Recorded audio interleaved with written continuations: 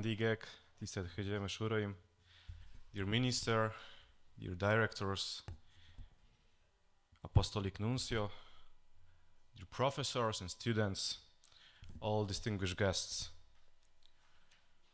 Many of my countrymen came to this conference today, so I was wondering in which language should I deliver my speech, in Hungarian, English, or even Polish.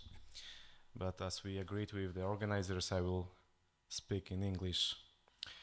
I'm very pleased to take part in this conference today and to present the Poland's role of protecting children's rights. And this is beyond question. Children are our future and future of our CE region, and they deserve to be treated with dignity, respect, and require care. They have the right to live, learn, play, and grow in a safe and supportive environment, free from violence and discrimination. They have the right to express their views, participate in decisions that affect them, and access information that is relevant to their well-being. They have the right to health, to education, family, and identity. These rights are not just aspirations. They are a legal obligation that every state has to respect, protect, and fulfill. They are enshrined in the Convention on the Rights of the Child, the most widely ratified human rights treaty in history, which celebrates its 45th anniversary this year. The Convention is a landmark document that recognizes children as subjects of rights, not objects of charity. It sets out the minimum standards that every child should enjoy, regardless of their race, religion, disability, or any other status.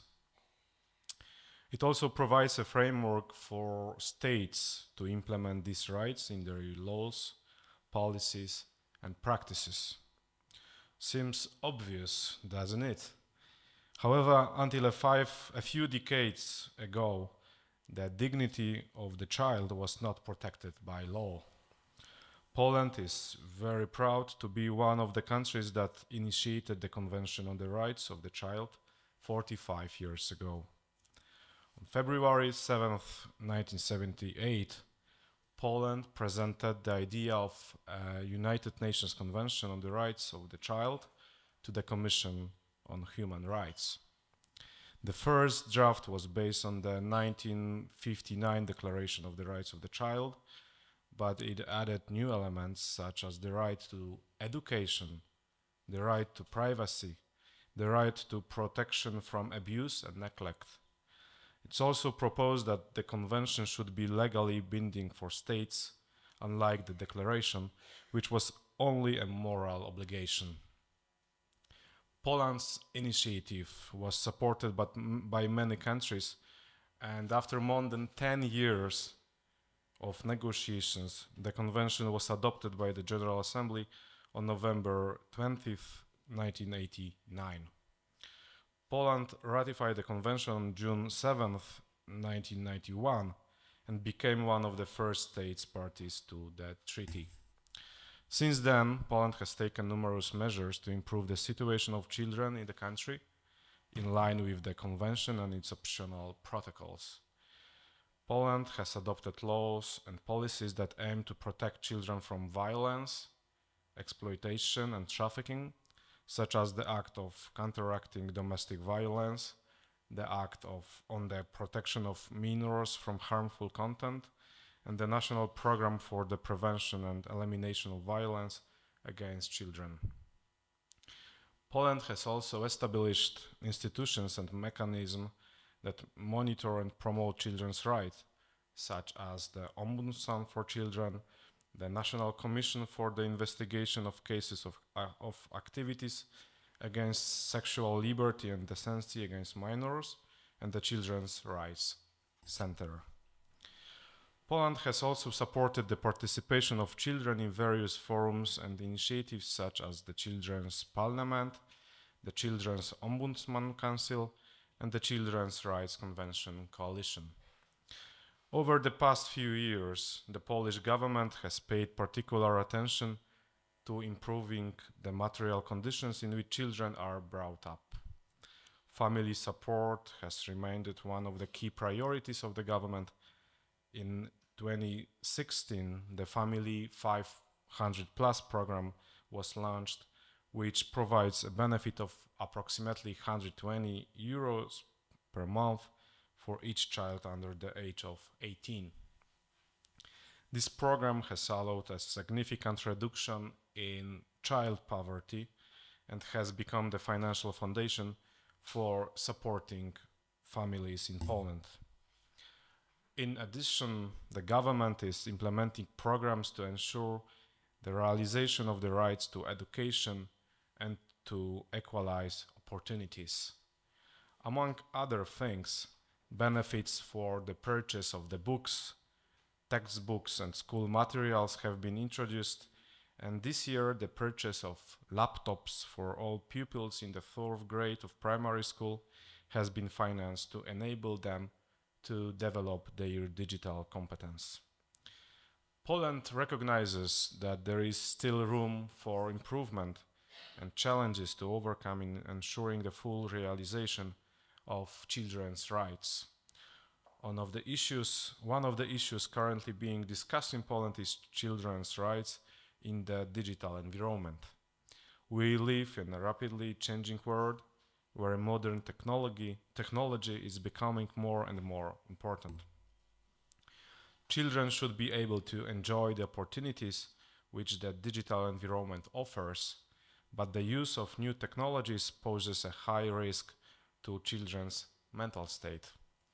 The use of social media, constant exposure to criticism and the opinions of others, content of videos for the age of the children, as well as numerous internet and game addictions, have a very negative impact on children's mental state.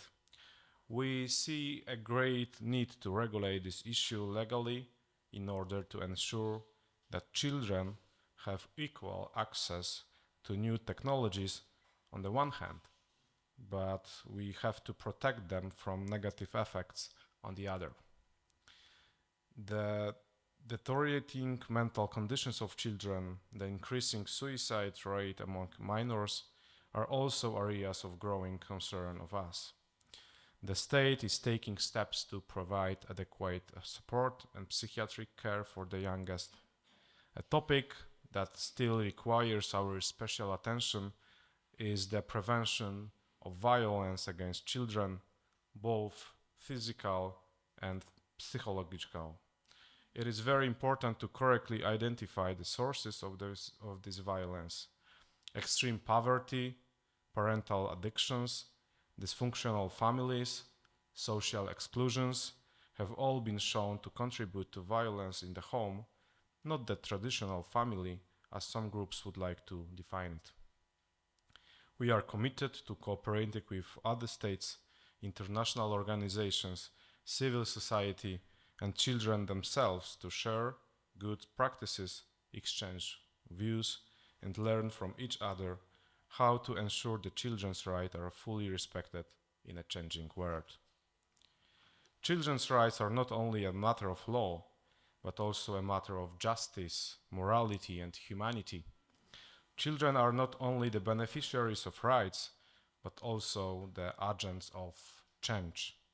They have the potential to contribute to the development of their communities, their countries, and their world, if they are given the opportunity and the support they need. As adults, we have the responsibility to listen to them, respect them, and empower them. As the Polish pioneer of children's rights, Janusz Korczak, who devoted his life to the case of children, said, "Children are not the people of tomorrow, but are people of today. They have a right to be taken seriously and to be treated with tenderness and respect. They should be allowed to grow into whoever they were meant to be, the unknown person inside each of them, It's our hope for the future.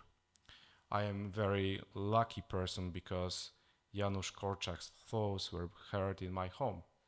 My mother was a teacher, and when I was a little boy, she was preparing her master's thesis about Janusz Korczak and Father John Bosco.